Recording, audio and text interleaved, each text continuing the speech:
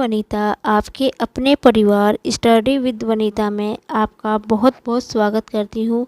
आज मैं आपके लिए फिर से बहुत शानदार क्वेश्चनों का एसएससी जीडी का मैथ्स क्लास में बेटा आपके लिए बहुत ही शानदार क्वेश्चनों का प्रैक्टिस सेट लेके आई हूँ, जो कि आपके एग्ज़ाम के लिए बेटा बहुत ही यूज़फुल रहेंगे।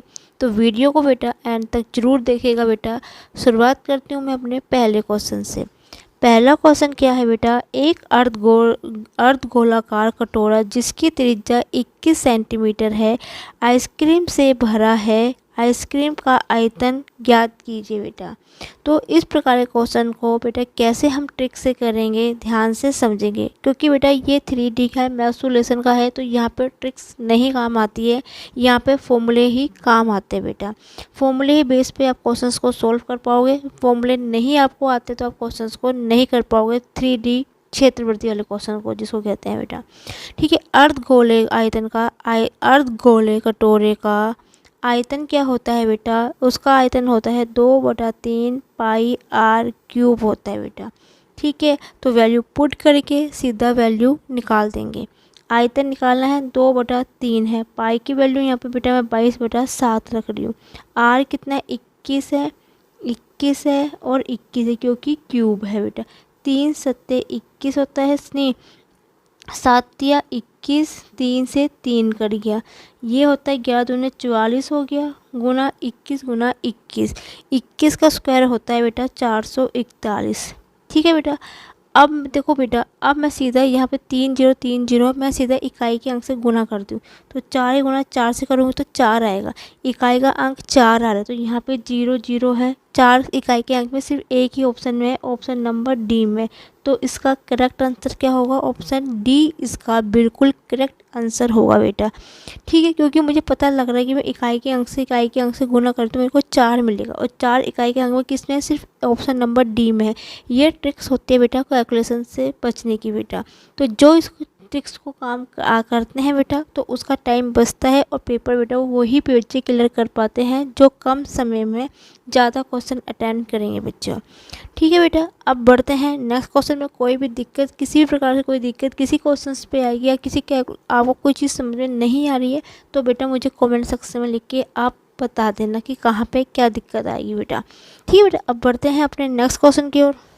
नेक्स्ट क्वेश्चन बेटा, 2 ट्रेनें 7 AM पर मुंबई और दिल्ली से क्रमशः 85 किलोमीटर प्रति घंटा और 67 किलोमीटर प्रति घंटे की चाल से एक दूसरे की ओर चलना आरंभ करती है। यदि वे दोनों ट्रेनें एक दूसरे को 3:30 PM में क्रॉस करती है तो दोनों स्टेशन के बीच की दूरी ज्ञात कीजिए बेटा। कैसे इस क्वेश्चन को करेंगे, ध्यान से समझिए बेटा। AM की बात है तो वो सुबह की बात कर रहा है, PM की बात कर रहा है तो वो क्या कर रहा है, वो शाम की बात कर रहा है। शाम की मतलब दिन की बात कर रहा है वो, शाम की PM।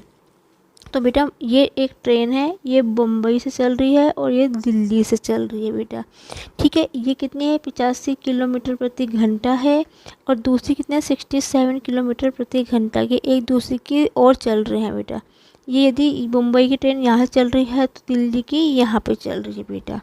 ठीक है बेटा, तो अब मुझे बेटा अब मैं देखो ये चलना कितने 7 PM में चलना शुरू करते हैं और 3:30 PM में वो आपस में क्रॉस करते हैं, तो टोटल उसको कितना समय लगा होगा।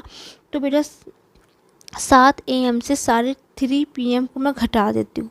यदि आप इसको घटाओगे तो कितना आएगा, 7 AM से 3 PM को घटाऊँगी, सीधी सी बात है बेटा। 7 8 9 10 11 12 5 घंटे ये हो गए, 12 और फिर 1 2 3 5 और 3 कितना 8 और आधा घंटा ये, तो 8.5 घंटे का इनके बीच में क्या है, यहाँ पे ये दोनों आपस में मिलेगी बेटा ये। ठीक है, 8.5 घंटे को मैं क्या लिख सकती हूँ बेटा, 8.5 घंटे को मैं लिख सकती हूँ 17/2 लिख सकती हूँ बेटा। ठीक है बेटा, 17/2 आप लिख सकते हो कि नहीं लिख सकते हो बेटा, मुझे बताइए। 100% श्योर है आधे बच्चों को तो ये समझ नहीं आता है कि 8.5 को हम 17/2 कैसे लिखेंगे, कैसे लिख सकते हैं, बताती हूँ बेटा। अब भी आधे बच्चे दिमाग चलाएंगे, 8.5 है, दशमलव हटाऊंगे तो 0 होगा, 2 चौके 8, 2 एकम 2, 2 पंजे 10, ठीक है, 2 पंजे 10, 5 अट्ठे 40, ठीक है, 1 5 या 15 83 आना चाहिए, लेकिन 17/2 है। 100% श्योर है कि बच्चों ने अपने दिमाग में यही चीज़ चलाई होगी। लेकिन बेटा इसका तरीका क्या होता है बता देती हूँ। पहले इसको इरेजर कर देती हूँ यहाँ से, ठीक है बेटा, इरेजर कर दिया है मैंने। अब मैं बताती हूँ, साढ़े 8 का मतलब होता है 8 सही बेटा। ये जो 8 है ये सही में आएगा। ये है 30 मिनट, 30 मतलब होता है आधा, तो ये 8 सही 1/2 लिख सकते हैं। तो 8 दूनी 16 और एक हाथ से 17/2, तब 17/2 यहाँ पे आया है बेटा। ठीक है बेटा, बहुत से बच्चों को ये चीज़ यहाँ पे समझ में ही नहीं आती। बच्चे सोचते हैं कि कैसे किया टीचर ने। तो बेटा ये तरीका ये होता है, साढ़े 8 का मतलब होता है 8 सही 1/2, आधा घंटे तो होता है। 30 मिनट का मतलब क्या होता है, आधा घंटा। जो दशमलव में है उसको सही में लिखना है, आधे घंटों को 1/2 में लिखना है। तो ये 17/2 के रूप में लिखा जाता है बेटा। ठीक है बेटा, उम्मीद है समझ में आपको आ गया होगा। तो 8 सही 1/2 का मतलब क्या है, 8 साढ़े 8 घंटे बेटा। ठीक है बेटा, अब आपने फॉर्मूला पढ़ा होगा। आपसे क्या पूछा गया बेटा, बीच की दूरी पूछी है। आपको पता है बेटा चाल बराबर होता है दूरी बटा समय। तो दूरी बराबर क्या होगा, चाल गुना समय होगा बेटा। ठीक, क्योंकि दोनों एक दूसरे की विपरीत दिशा में जा रही है, तो इनकी जो चालें हैं बेटा आपस में जुड़ेगी। एक पॉइंट आप हमेशा रखना, जब बेटा कोई भी दो चीज़ अपनी विपरीत दिशा में जाएगी एक दूसरे, तो वो वहाँ पे चालें जो होती है जुड़ती है। लेकिन जब एक ही दिशा में जाएगी तो उनकी चालें आपस में घटेगी बेटा। ठीक है बेटा, तो यहाँ पे क्या हो जाएगा बेटा, तो इसका तरीका क्या होगा, पहले की चाल गुना समय, दूसरे की चाल गुना समय, दोनों को हमने ये कर देना, जोड़ देना है। तो जब हम एक पहली ट्रेन की निकालेंगे तो कितना चाल कितनी है बेटा, 85 गुना समय कितना है, 17/2, क्योंकि दोनों एक विपरीत दिशा में है। तो यहाँ पे ये क्या होगी, चालें आपस में जुड़ेगी। दूसरे की चाल कितनी, दूसरी ट्रेन की 67 बेटा 17/2। टाइम समय तो दोनों का बेटा समान ही होगा बेटा। ठीक है, सॉल्व करेंगे। देखो 17/2 को मैंने यहाँ पे कॉमन ले लिया बेटा। ठीक है, तो 85 और 67 को मैं जब जोड़ूँ तो बेटा कितना आएगा, ये आएगा बेटा 7 3 10 12, हासिल लगा 1, ये हो गया 9 10 15, 152 आ गया। काटूंगी 2 7 14, 2 6 12, ये 76 गुना 17 हो गया बेटा। ठीक है, 17 और 76 हो गया। जब अब 17 और 76 की गुना करती हूँ, मैं सोचती हूँ इकाई के अंक से गुना करती हूँ सीधा। ठीक है बेटा,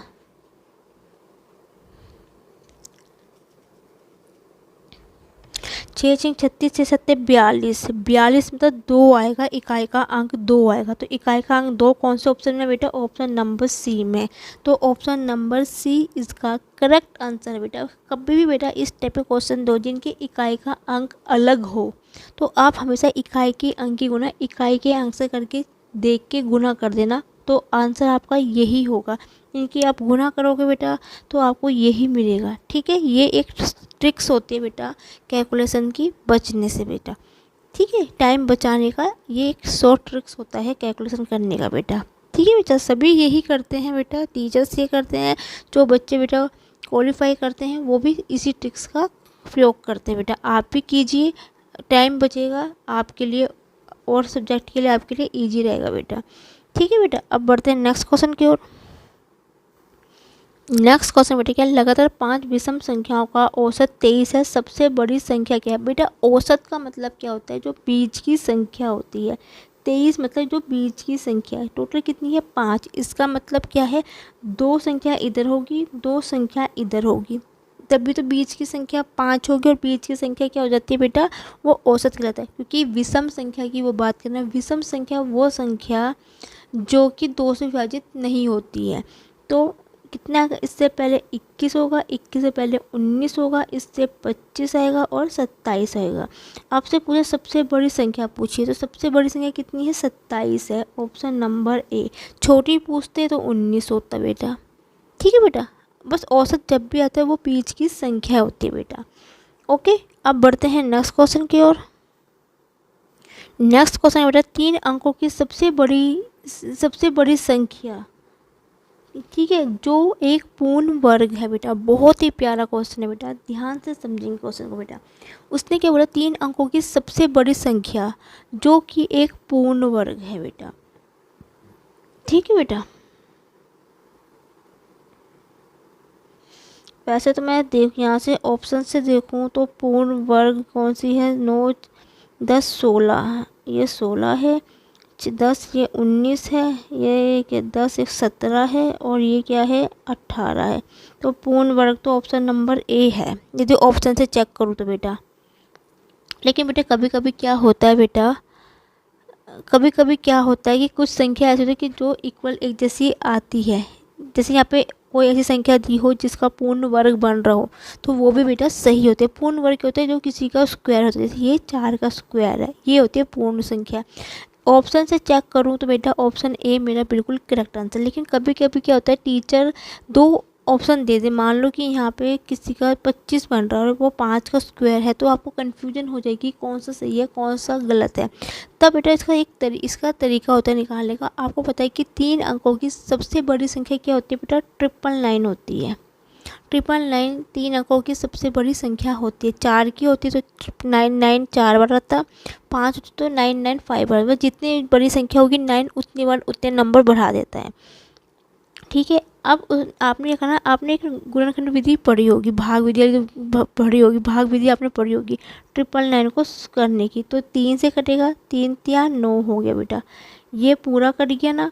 ये 3 + 3 कितना हो गया, 6 हो गया, यहाँ पे 99 हो गया। अब ये कितनी बार जाएगा, ये एक बार जाएगा। ठीक है, ये 3 बार गया और ये एक बार गया, तो 61 आ गया। अब कितना बचा, 38 बचा, तो घटाएंगे तो कितना बचेगा बेटा, 38 बचेगा, 38। अब देखो ये संख्या यदि मैं यहाँ 1 करती हूँ तो 62 हो जाएगा, तो ये बहुत ज़्यादा होगा, तो हमने इतना नहीं करना। जहाँ पे आपको लगता है कि अब जो जिस संख्या से आप भाग दे रहे हो उससे कम बचना है, तो वो क्या बचता है बेटा, वो होता है शेषफल, जिसको इंग्लिश में बोलते हैं रिमाइंडर। अब आपने ये जो शेषफल बचा है वो 999 जो आपने संख्या, जो सबसे बड़ी संख्या है 3 अंकों की, उसमें से घटा देना। तो 999 में से 68 घटाएंगे तो कितना बचेगा, 1, और ये बचेगा 6 और 9, तो कितना आगे करेक्ट आंसर, ऑप्शन ए ही बिल्कुल करेक्ट आंसर है बेटा। ठीक है, तो मैंने आपको दोनों ही तरीके से बता दिया। कभी कभी पहले एक बार चेक कर लेना ऑप्शन से कि यदि कहीं पर सिंगल डिजिट में नंबर बन रहा हो तो आप ऑप्शन वहीं क्लिक करके आ जाना। इनके 2 जगह बन रहा हो, स्क्वायर वर्ग पूछा हो, तो आपको इस तरीके से करना है बेटा। आपको जो सा ठीक लगे आप उस तरीके से उसको सॉल्व करते हैं। मैंने आपको बता दिया है कि कौन से तरीके से आपको जो ठीक लगे बेटा। एक बार ये चेकआउट हो जाता है एक तरफ से, क्योंकि यहाँ तो मुझे सीधा पता चल रहा था कि 16 सिर्फ ऑप्शन ए में ही बन रहा है। ठीक है बेटा, अब बढ़ते हैं नेक्स्ट क्वेश्चन की ओर। नेक्स्ट क्वेश्चन बेटा, शेषफल ज्ञात कीजिए। 143 गुना 141 गुना 133 बटा 6, इन पूरे के बटा बेटा ये 6 है। ठीक है, ये पूरे के बटा 6 है बेटा। तो इस क्वेश्चन को कैसे हम करेंगे, इसकी ट्रिक्स क्या होती है बेटा, वो मैं आपको बताऊंगी आज। ठीक है बेटा, कैसे इस क्वेश्चन को करेंगे, ध्यान से समझेंगे इस क्वेश्चन को बेटा। सबसे पहले आपने क्या करना है बेटा, आपने क्या करना है, इस टाइप के क्वेश्चन को कैसे हम करेंगे ध्यान से समझेंगे। तो इसमें बेटा आपने क्या करना है, सबसे पहले ना इन तीनों संख्याओं को 6 से भाग कर देना है, अलग अलग से करके देखना कैसे।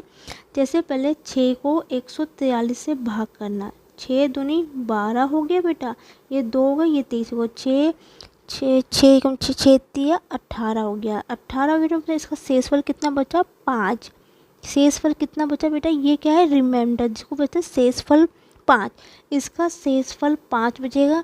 इसी प्रकार बेटा 6 के भाग 141 से करोगे तो कितना बचेगा, 6 × 18, ये बचेगा बेटा 6 दूनी 12, 2 21 3, यहाँ पे 3 बचेगा रिमाइंडर। और इसी प्रकार जब इसको 6 दूनी 12 6 दूनी 12 1, तो इनका रिमाइंडर 1 बचेगा। ठीक है, रिमाइंडर मतलब शेषफल। जब आप 6 से इन संख्याओं को भाग करोगे ना बेटा, तो जो शेषफल बचेगा वो आपने यहाँ पे लिख देना। इसका शेषफल 5 बचेगा, इसका शेषफल 3 बचेगा, इसका शेषफल 1 बचेगा। अब जो शेषफल बचेगा आपने क्या करना है, उनको गुणा में लिख देना, क्योंकि सभी संख्या गुणा में है। 5 गुना 3 गुना 1 बटा 6 रहने देना। 6 जो है बेटा वो नीचे ही रहेगा, जो शेषफल बचेगा संख्या का उनकी आपस में गुणा कर देनी है। तो कितना हो गया, 5 से 15, 15 एकम 15, तो 15 बटा 6 हो गया। अब 6 को आपने 15 से भाग देना, 6 दूनी 12, 12 12 में से 15 गए 3, तो शेषफल यहाँ पे कितना बचा बेटा, 3 बचा। तो यही आपका करेक्ट आंसर होगा, ऑप्शन नंबर सी बेटा। इस प्रकार क्वेश्चन पे बेटा पहले अपनी नीचे वाली संख्या से ऊपर संख्या से भाग करना है, जो शेषफल पड़ता है उनके आपस में गुणा कर देनी है। जो यदि यहाँ पे प्लस होता तो प्लस करना था, माइनस होता तो माइनस करना, लेकिन यहाँ पे गुणा है, जो चिन्ह ऊपर रहेगा वही चिन्ह लगा के भाग दे के जो शेषफल बचेगा वही आपका आंसर होगा बेटा। ठीक है बेटा, बढ़ते हैं नेक्स्ट क्वेश्चन की ओर। नेक्स्ट क्वेश्चन बेटा, यदि 45:12 समानुपाती 75 अनुपाती x, तो x और 30 का कोकलेट नहीं बेटा, ये कुछ और, अरे यार यहाँ पे ये नहीं था बेटा, सॉरी। 30 का तृतीय अनुपात ज्ञात कीजिए बेटा। ठीक है बेटा, तृतीय अनुपात ज्ञात कीजिए। तो बेटा तृतीय अनुपात निकालने का तरीका क्या होता है, आप एक होता है बेटा a प्लस बी बराबर होता है c इंटू डी, मतलब a अनुपाते b समानुपाती c अनुपाते d, मतलब पहला पद गुना दूसरा, सॉरी बेटा यहाँ पे गलती लिख दिया मैंने, यहाँ पे सॉरी बेटा यहाँ पे गलती हो गई थी मेरे से बाय मिस्टेक, एक सेकेंड। ये होता है a अनुपाते b समानुपाती होता है c अनुपाते d, ये इसकी उस पे होता है तीसरे अनुपाती, मतलब थर्ड प्रोपोर्शनल पूछा है। तो इसका फॉर्मूला होता है पहला पद बटा दूसरा पद बराबर होता है तीसरा पद बटा चौथा पद, या गुणा कर दो, पहला पद गुना चौथा पद, दूसरा पद गुना तीसरा पद। ये दो तरीके होते हैं, जौन सा तरीका आपको ठीक लगता है कर लीजिए। या आप इसको बोल सकते हो कि बाहर वाले पदों का गुणनफल बराबर होता है अंदर वाले पदों के गुणनफल के बेटा। ये आपको जौन सी भाषा आपको ठीक लगती है आप उसको उस तरीके से कर लेना बेटा। मुझे सबसे बेस्ट ये वाला मेथड लगता है, पहला पद बटा दूसरा पद बराबर होता है तीसरा पद बटा चौथा पद बेटा। तो मुझे ये वाला ईजी लगता है, आपको जौन सा मेथड ठीक लगेगा आप उसको उस वाले मेथड से गुणा कर देना। सीधा काट पीट शुरू करते हैं। 5 निम 45, 5 चिकम 5, पंजे पंजे 25, ठीक है। 3 तिया 9, 3 पंजे 15, 3 चौके 12, तो x बराबर कितना हो गया, 5 गुना 4, 5 गुना 4 होता है 20। ये कितना आ गया, x की वैल्यू मुझे पता चलेगी 20। अब आपसे इससे क्या पूछा है बेटा, ये सॉरी बेटा गलती हो, फिर से मैंने कुछ बाय मिस्टेक बोल दिया था। ये 4 नंबर है, 4 नंबर का होता है। यदि कोई भी संख्या 4 संख्या में आपको इस संख्या में देखिए a अनुपाते b समानुपाती c अनुपाते d, तो ये होता है फोर्थ प्रोपोर्शनल, जो चतुर्थ अनुपाती। तो चतुर्थ अनुपाती का ये वाला मेथड होता है 1/b बराबर c अपॉन d, या a इंटू डी बराबर होता है c इंटू डी। ठीक है बेटा, थोड़ी तृतीय अनुपात निकलता है, 2 संख्या दी होती है तो तीसरा अनुपात निकलता है, थर्ड प्रोपोर्शनल बेटा। सॉरी थोड़ा इस क्वेश्चन में थोड़ा ज़्यादा ही मिस्टेक हो गया बोलने में, तो बेटा तो ये था फोर्थ प्रोपोर्शन होता है। जब 4 संख्या दी हो इस प्रकार से, तो वहाँ पे फोर्थ प्रोपोर्शन होता है, चतुर्थ अनुपाती। तो आपको इस वाले मेथड से निकालना है। अब आपसे पूछा है कि x और 30 का तृतीय अनुपात, x की वैल्यू कितनी है 20, 20 और 30 का आपको थर्ड प्रोपोर्शन निकालना। थर्ड प्रोपोर्शन मतलब तृतीय अनुपात। तृतीय अनुपात निकालने का फॉर्मूला होता है बेटा b² बटा a। b² क्या होता है, ये पहली वैल्यू a होती है, दूसरी वैल्यू b होती है। तो 30 गुना 30, ठीक है बटा 20 गुना 20, इस जीरो से ये जीरो कट गया, 2 एकम 2, 2 पंजे 10, ठीक है। 15 तिया कितना होगा 45, तो 45 इसका बिल्कुल करेक्ट आंसर होगा बेटा। ठीक है बेटा, इसके ऊपर बेटा बहुत क्वेश्चंस पूछे जाते हैं आपसे। थर्ड प्रोपोर्शनल तृतीय अनुपाती पूछा जाता है, चतुर्थ अनुपाती पूछा जाता है, मध्य अनुपाती पूछा जाता है। ठीक है, मध्य अनुपाती मीन्स प्रोपोर्शनल, उसका फॉर्मूला होता है √AB होता है बेटा निकालने का। ठीक है बच्चा, तो इसी पर ही क्वेश्चन पूछे जाते हैं आपसे। तृतीय अनुपाती पूछेगा, चौथा अनुपाती पूछेगा या मध्य अनुपाती पूछेगा, मीन्स प्रोपोर्शनल। तो इसी पर ही क्वेश्चन पूछे जाते हैं, इसके अलावा कुछ नहीं पूछा जाता बेटा। ठीक है बेटा, अब बढ़ते हैं नेक्स्ट क्वेश्चन की ओर। नेक्स्ट क्वेश्चन के बेटा, वस्तु का क्रय मूल्य उसके विक्रय मूल्य का 96% है तो लाभ प्रतिशत ज्ञात कीजिए। तो बेटा बहुत ही प्यारा क्वेश्चन है, ध्यान से समझेंगे बेटा। उसने कह रहा वस्तु का क्रय मूल्य उस वस्तु के विक्रय मूल्य का 96% है, मतलब जो सीपी है और ये एसपी है। सीपी कॉस्ट प्राइस जिसे क्रय मूल्य कहते हैं, एसपी विक्रय मूल्य जिसको सेलिंग प्राइस कहते हैं। तो बेटा ये क्या है, 96% है बेटा। 96% कब होगा, विक्रय मूल्य जब हमारा 100% होगा बेटा। जब भी कोई चीज़ होती है तो वहाँ पे 100 मानेंगे, ठीक है बेटा। तो विक्रय मूल्य का 96% मतलब कोई भी वस्तु अपने 100% पे होती है, तो विक्रय मूल्य यदि 100 होगा तभी तो वो अपने क्रय मूल्य के 96% पे होगी, ठीक है। क्योंकि लाभ प्रतिशत की बात कर रहा है तो हमेशा क्रय मूल्य कम होता है और विक्रय मूल्य ज़्यादा होता है। इस बात को आप हमेशा समझ लेना बेटा। कभी भी 96 यहाँ मत लिख के आना। जब भी वो लाभ की बात कर रहा हो तो वहाँ पे क्रय मूल्य कम होता है और विक्रय मूल्य ज़्यादा होता है। तो बेटा यहाँ पे कितने का लाभ हो रहा है इसको, 4% का क्या हो रहा है, प्रॉफिट हो रहा है इसको। प्रॉफिट मतलब लाभ हो रहा है। 96 की चीज़ जब 100 में बेची गई है तो 4 रुपये का यहाँ पे क्या होगा, लाभ होगा। लाभ प्रतिशत निकालने का फॉर्मूला होता है लाभ बटा क्रय मूल्य। क्रय मूल्य कितना है, 96 है गुना 100 बेटा।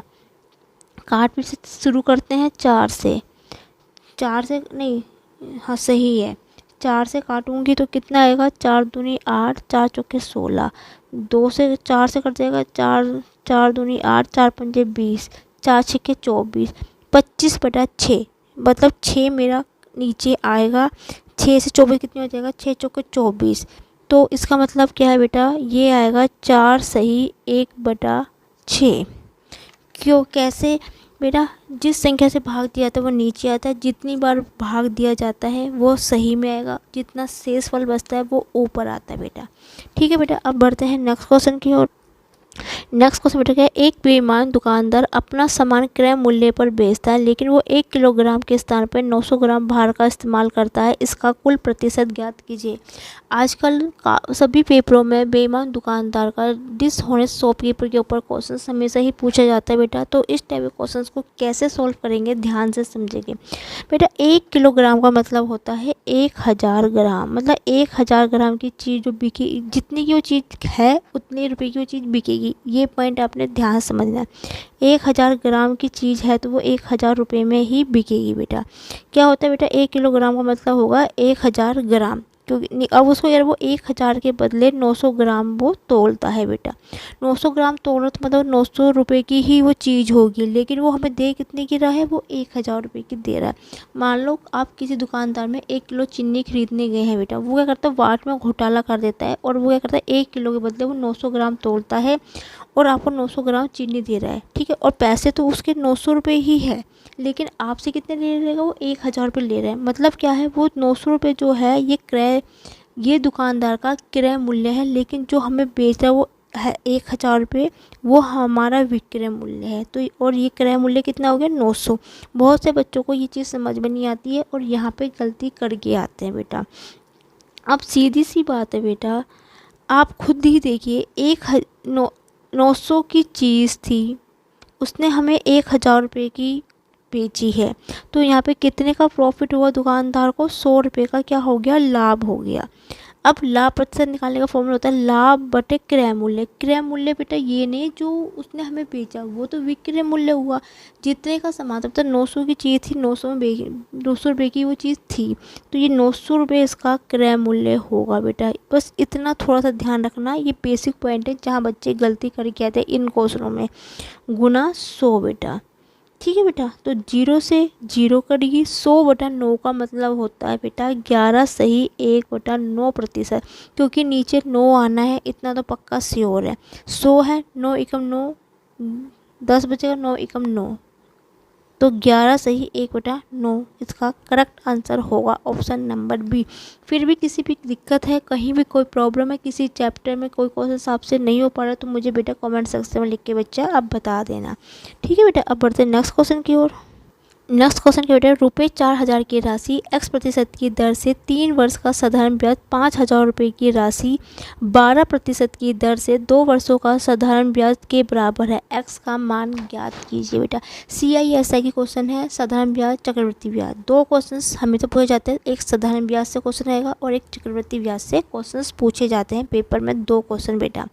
तो बेटा इस टाइप के क्वेश्चन को कैसे हम सोल्व करेंगे, ध्यान से समझेंगे बेटा। आपने फॉर्मूला पढ़ा होगा, एक SI बराबर होता है PRT/100, ये इसका फॉर्मूला होता है। SI बराबर होता है PRT/100।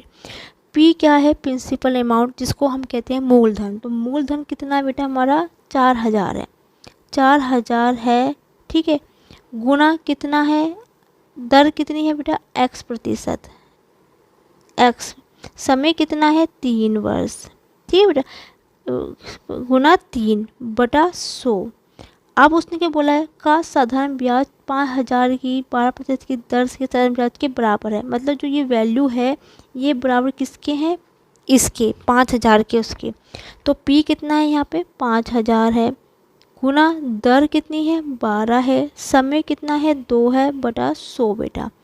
काट पीट के 100 से 100 कट गया, 3 0 से 3 0 कट गया बेटा, ठीक है।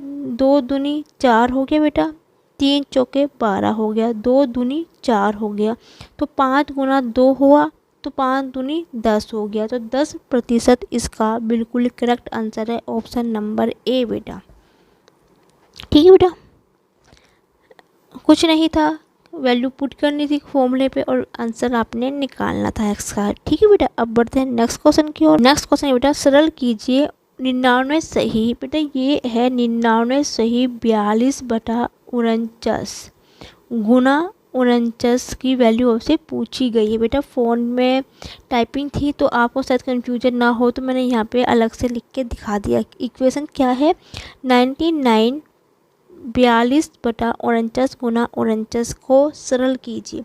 बेटा इसका सबसे आसान तरीका मैं आपको बताऊंगी सॉल्व करने का, बहुत ही देख के ही आंसर आपका आएगा। आपने क्या करना है बेटा, यहाँ पे कितना है देखो, ये 49 है नीचे, ठीक है, गुना भी कितने हैं 49 से हो रही है, तो 49 आपने ऐसे ही लिख देना है। अब आपने देखा कि 99 कितनी बार है बेटा, 99 1 2 बार है, तो उतने आपने 0 यहाँ पे लगा देनी है।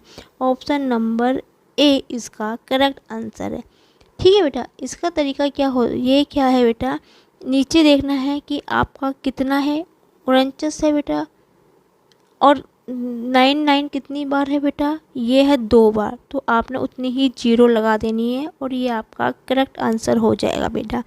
और इसी के ऊपर बेटा एक क्वेश्चन और बता रही हूँ बेटा, यहाँ पे नेक्स्ट पेज पे बेटा एक क्वेश्चन है, योगफल ज्ञात कीजिए। यहाँ पे बेटा मैंने टाइपिंग नहीं हुआ था, मेरे दिमाग में अभी वो क्वेश्चन आ गया, तो मैं सोचा ये बता, योगफल ज्ञात करना है 999 + 99 + 9, ये इक्वेशन को आपने सॉल्व करना है बेटा। ऐसे आप जोड़ोगे तो बेटा टाइम बहुत लगता है।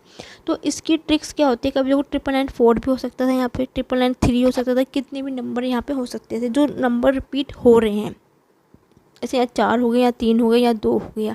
तो इसकी बेटा ट्रिक्स क्या होती है निकालने की, मैं आपको बताती हूँ। सबसे आसान तरीका क्या होती है, ट्रिक्स बताती हूँ निकालने। इसकी ट्रिक्स को आप नोट किए कैसे करेंगे बेटा। इसकी ट्रिक होती है निकालने की बेटा, देखो ये क्या है, यहाँ पे 9 है, 9 है, और 9 के बाद आपने देखोगे बेटा यहाँ पे 9 कितनी बार है, 3 बार है, 9 गुना 3 कर दे, 9 3 27 हो गया बेटा, 27 हो गया। इसी प्रकार पहले यहाँ पे 9 कितनी बार है, 2 बार है, तो 9 की मल्टीप्लाई 2 से करनी है, 9 दूनी 18 हो गया बेटा, ठीक है बेटा, 9 दूनी 18 हो गया। अब 9 यहाँ पे कितनी बार है, 9 एकम 9, ये हो गया 9, ठीक है बेटा। अभी मैंने आपको गुना करके आपने दिखा दिए है, बस जितना नंबर है जितनी बार वो रिपीट हो रहा है उतनी गुना आपने कर देनी है। अब आप इनका आंसर कैसे लिखोगे, ध्यान से समझना बेटा, ठीक है बेटा, ध्यान से समझना इस क्वेश्चन को। देखो तो पहले डिजिट का 7 है, ये आपने यहाँ पे लास्ट में लिख देना है बेटा, ठीक है। उसके बाद देखो बेटा नीचे कितना है बेटा, ये 18 है, और इसका जो 2 है ना बेटा, आपने इसमें ऐड कर देना, तो 18 और 2 कितना हो गया बेटा, 20 हो गया, 20 हो गया। जो इसके लास्ट वाला अंक है, इकाई का अंक, यहाँ पे आपने लिख दे देना है 2। अब क्या हो गया, यहाँ पे बेटा 2 बच गया।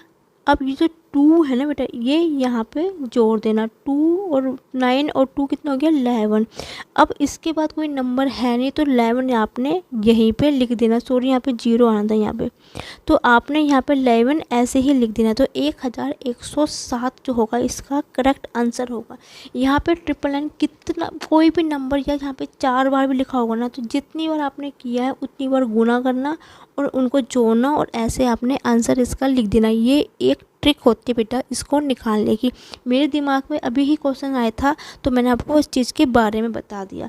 थोड़ा सा बेटा और बता देती हूँ कुछ क्वेश्चन के बारे में इसी में नेक्स्ट पेज पे। पीछे बेटा मैंने आपको बताया था फोर्थ अनुपात या चतुर्थ अनुपाती। बेटा वो होता है, क्या होता है बेटा, आपको ना ऐसे दिया होगा समानुपाती C/4। ठीक है बेटा, ये मैं आपको हर एक वीडियो के लास्ट में जरूर समझाती हूँ, क्वेश्चन को समझाऊंगी आज से कि किस टाइप के क्वेश्चंस भी पूछे जाते हैं। क्वेश्चंस तो बेटा मैं उस पर कराऊंगी। यदि आपसे ये 4 संख्या दे रखी है, आपसे किसी की वैल्यू पूछी है, तो आपको नहीं बोल रखा कि चतुर्थ अनुपाती निकालना है या फोर्थ प्रोपोर्शन निकालना है, तो सीधा आप इसको तरीके से क्या निकालना, पहला पद बटा दूसरा पद, तीसरा पद बटा चौथा पद, या आर पर गुना करोगे तो पहला पद गुना चौथा पद, दूसरा पद गुना तीसरा पद। बेटा क्या बाहर वाले पदों का गुणनफल बराबर होता है अंदर वाले पदों के गुणनफल के बराबर। ठीक है, अब यदि आपसे ये पूछा जाए कि तृतीय अनुपाती निकालना है, तो यदि आपको ए और बी की वैल्यू दे रखी होगी और आपसे तृतीय अनुपाती पूछना होगा, थर्ड प्रोपोर्शनल पूछा होगा, तो बेटा उसका फॉर्मूला होता है B² बटा ए। ये होता है बी दूसरा पद होता है, ए पहला पद होता है। ये है बेटा फोर्थ प्रोपोर्शनल होता है, चौथा अनुपाती, और ये तृतीय अनुपाती। यह आपसे मध्य अनुपाती पूछा है, मीन प्रोपोर्शनल पूछे जाए मध्य अनुपाती, तो उसका तरीका क्या होता है, आपको वहाँ पे ए और बी की वैल्यू दे रखी होगी और अंडर रूट में वो होता है √AB होता है बेटा। ठीक है बेटा, पेपर में जो एग्ज़ाम में आता है बेटा सिर्फ इसी का ही पूछा जाएगा। आपको थोड़े से इनके एग्जाम्पल भी दे देती हूँ मैं आपको। ठीक है, जैसे कोई संख्या, ये 9 और 16 है बेटा, ये 9 और 16 है, आपसे पूछा है मध्य अनुपात। मध्य अनुपात मतलब मीन्स प्रोपोर्शनल आपसे पूछा गया है, तो आप इसको, आपको मैंने फॉर्मूला बताया था √AB। तो पहला पद कितना है 9 है, गुना अंडर कितना हो गया, ये √16 हो गया। 9 का कितना होता है बेटा 3 होता है, 16 का कितना होता है 4 होता है। ठीक है, 4 होता है, तो कितना हो गया 3 गुना 9 4 तिया 12, 12 इसका करेक्ट आंसर होता है। मतलब क्या होता है, ये 3 का स्क्वायर होगा, ये 4 का स्क्वायर होगा, इस स्क्वायर से ये रूट हट जाएगा, इस स्क्वायर से ये रूट हट जाएगा, तो ये बाहर आ जाता है बेटा। ठीक है बेटा, जैसे बेटा आपको ये है 9 और 18 है बेटा, इसका आपसे थर्ड प्रोपोर्शनल पूछा जाए तो आपको मैंने फॉर्मूला बताया था B² बटा ए। B² कितना है 18 गुना 18 बटा कितना होगा ए कितना है 9, 9 दूनी 18, 18 दूनी 36 हो गया। तो बेटा तो इसका आंसर कितना आएगा, तब 36 आएगा। ठीक है, तब 36 इसका आंसर आएगा, क्योंकि 9 दूनी 18 होगा, 18 दूनी 36 होता है, तो 36 इसका करेक्ट आंसर होगा बेटा। ठीक है बेटा, तो आपसे पेपर में सिर्फ यही पूछा जाता है, मीन्स प्रोपोर्शनल माध्यम पर गुणोत्तर पूछा जाता है, तो बेटा गुणोत्तर का भी क्या होता है B² बटा ए होता है, उसका फॉर्मूला भी गुणोत्तर माध्यम पूछा जाता है। तो गुणोत्तर माध्यम तो बहुत ही कम पूछा जाता है, आपसे क्या माध्यानुपाती पूछेगा, तृतीय अनुपाती पूछेगा या चौथा अनुपाती पूछेगा, फोर्थ प्रोपोर्शनल, थर्ड प्रोपोर्शनल और मीन प्रोपोर्शनल। यदि गुणोत्तर पूछता है आपको, ज्योग्राफी मीन्स पूछता है, तो बेटा उसमें भी फॉर्मूला B² बटा ए होता है बेटा उसका फॉर्मूला। ठीक है बेटा, तो इस टाइप के ही क्वेश्चंस पूछे जाते हैं आपको। इसके अलावा आपको फ्री के मार्क्स मिलते हैं बेटा, इसमें कुछ इतना टफ नहीं होता है, पेपर ईजी आएगा। तो बेटा आपको किसी भी प्रकार के किसी भी क्वेश्चन में कोई दिक्कत होगी बेटा, मैं आपको बार बार बोल रही हूँ, शुरू से बोलती हूँ, एंड में भी और बीच में भी यही बोलती हूँ, किसी भी क्वेश्चन में कोई प्रॉब्लम आए, कुछ समझ में आपको नहीं आ रहा, तो मुझे कमेंट सेक्शन में बेटा आप बता देना। आज की क्लास बेटा मैं यही ख़त्म करती हूँ, क्योंकि बेटा अभी पेपर के लिए बहुत समय है ऐसे जीडी के लिए, तो बेटा मैं डेली ही 10-10 क्वेश्चंस करवाती हूँ। क्योंकि बेटा मेरा मानना है बेटा, मैं हमेशा एक वीडियो में हमेशा ये चीज़ समझाती हूँ, कम करो लेकिन इतना करो कि आपको कभी भी कोई बच्चा पूछे, कोई भी पूछे तो आपको उस चीज़ को पता होना चाहिए। यदि बेटा मैं 40 क्वेश्चन भी करा दूंगी तो आप 40 के 40 क्वेश्चन एक दिन में तो नहीं कर सकते बेटा। तो बेटा मैं 10 ही क्वेश्चन करवाती हूँ, जिससे के लिए आज के लिए काफ़ी होता है। डेली 10-10 क्वेश्चन करवाती हूँ। हाँ, जब पेपर आने को कम समय लगेगा तब मैं उसका पूरे का प्रैक्टिस सेट आपको करवाऊंगी बेटा। यदि आप चैप्टर्स वाइज भी समझना चाहते हो तो बेटा मुझे कमेंट सेक्शन में बता देना कि आपको चैप्टर्स वाइज भी मैं करवा दूंगी। वैसे तो आपको चैप्टर वाइज की बेटा ज़रूरत नहीं पड़ेगी, क्योंकि मैं आपको बिल्कुल जीरो लेवल से समझाऊंगी कि आपने चैप्टर्स नहीं भी किया होगा ना बेटा, तभी भी आप क्वेश्चंस को सोल्व कर पाओगे। ठीक है, वीडियो अच्छी लगे तो प्लीज़ बेटा like my video, comment my video, share my video and thank you for watching my video. कल फिर मिलूंगी बेटा नई क्लास में नए क्वेश्चनों के साथ। तब तक के लिए बेटा गुड नाइट, स्वीट ड्रीम।